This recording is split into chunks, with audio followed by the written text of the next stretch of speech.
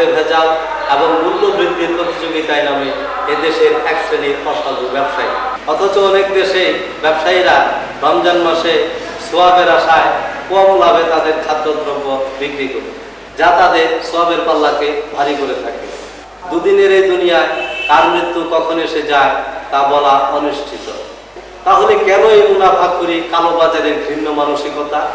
এটাই কি রোজার সংযম? কিরে সেরা, তোরে যা যা বলছি তোর মনে আছে তো?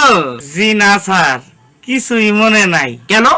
তোরে যে বললাম চাল ডাল তেল মশলার ভিতরে ভেজাল মিশাবি আর বেশি দামে বিক্রি করবি। রমজানের মাস, কামাইয়ের মাস, ভেজাল মিশায়া আর বেশি দামে বিক্রি করে যে টাকা বেশি ইনকাম হইব তা দিয়ে আমার স্ত্রীকে ঈদের ভিতরে গয়না বানাইয়া দিম, বুঝতে পারছিস? যাই, আমার আবার অফিসের সময় হইয়া গেছে। তুই থাকিস, ভালো করে বিক্রি করবি, বাকি টাকি দিবে না কিন্তু, দিলে কিন্তু বুঝতে পারছিস তো?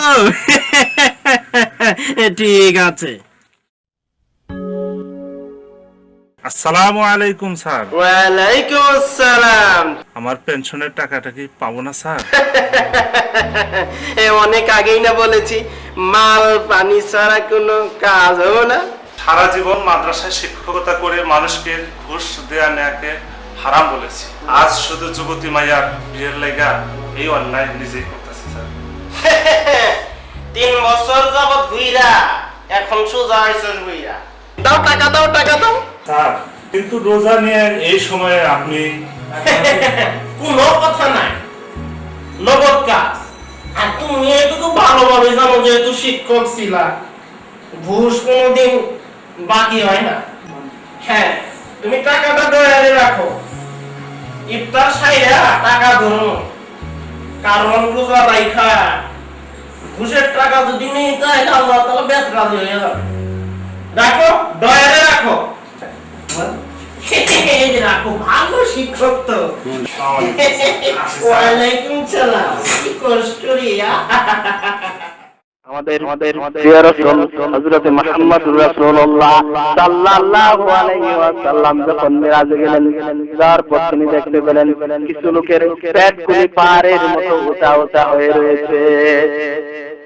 আল্লাহ রাসূল হযরত মুহাম্মদুর রাসূলুল্লাহ সাল্লাল্লাহু আলাইহি ওয়াসাল্লাম হযরত জিবরাইল আমিনকে জিজ্ঞেস করলেন, হে জিবরাইল, ওই সমস্ত লোকগুলি কারা? ওই সমস্ত লোকগুলি কি আমার উম্মতের মধ্যে অন্তর্ভুক্ত? ওই সমস্ত লোকগুলি কারা যাদের পেটগুলি পাহাড়ের মতো উঁচা উঁচা হয়ে রয়েছে? জিবরাইল আলাইহিস সালাম ডাক দিয়ে বললেন, হে প্রিয় রাসূল, ওই সমস্ত লোকেরাই আপনার উম্মতের মধ্যে যারা অন্যের সম্পদকে অন্যায়ভাবে গ্রাস করত, অন্যের সম্পদকে অপব্যয় করত, অন্যকে উপকার করার প্রতিদান গ্রহণ করত, ওই সমস্ত ওই লোকদের পেটগুলি ওই অবস্থা হয়ে রয়েছে। বলেন নাউজুবিল্লাহ। আমার ভাইয়েরা, ওই সমস্ত সুদ গ্রহণকারী, ওই সমস্ত ঘুষ গ্রহণকারীকে কাল কিয়ামতের দিন যখন হাঁকায়ে হাঁকায়ে জাহান্নামের দিকে নেওয়া হবে, যখন তাদেরকে লাঠি মেরে মেরে জাহান্নামের কিনারার দিকে নিয়ে যাওয়া হবে, আল্লাহ রাসূল মিরাজে গিয়ে যখন দেখলেন যে জাহান্নামের ভিতরে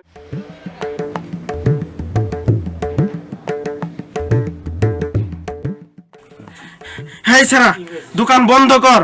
2 নাম্বারি ব্যবসা আর করন যাইব না। যে মালের ভিতরে ভেজাল মিশাইছস সবগুলো গরিবের মাঝে বিলাইয়া দে। আমি আসতাছি। হুজুর, হুজুর, হুজুর বাসায় আছেন? আসসালামু আলাইকুম। ওয়ালাইকুম আসসালাম। তা কি মনে করে, ঘুষের টাকা কম হয়েছে নাকি? আমাকে মাফ করে দিন হুজুর, আপনি মুরব্বী মানুষ, আপনার সাথে আমি অনেক বেয়াদবি করেছি।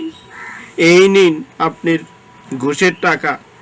আমি হেদায়েত প্রাপ্ত হয়েছি হুজুর, আপনি দোয়া রাখবেন আমি বাকি দিনগুলো যেন হেদায়েতের উপর থাকতে পারি। খাঁটি মনে তওবা করলে আল্লাহ সব গুনাহ মাফ করে দিবেন। জি হুজুর। যাদেরকে ঠকিয়েছেন ওদের ঋণ পরিশোধ করবেন। জি হুজুর। আসুন এই রোজা মুখে আমরা আল্লাহর কাছে প্রার্থনা করি। রব্বানা যালামনা আনফুসানা ওয়া লাম তাগফির লানা ওয়া তারহামনা লানাকুনান্না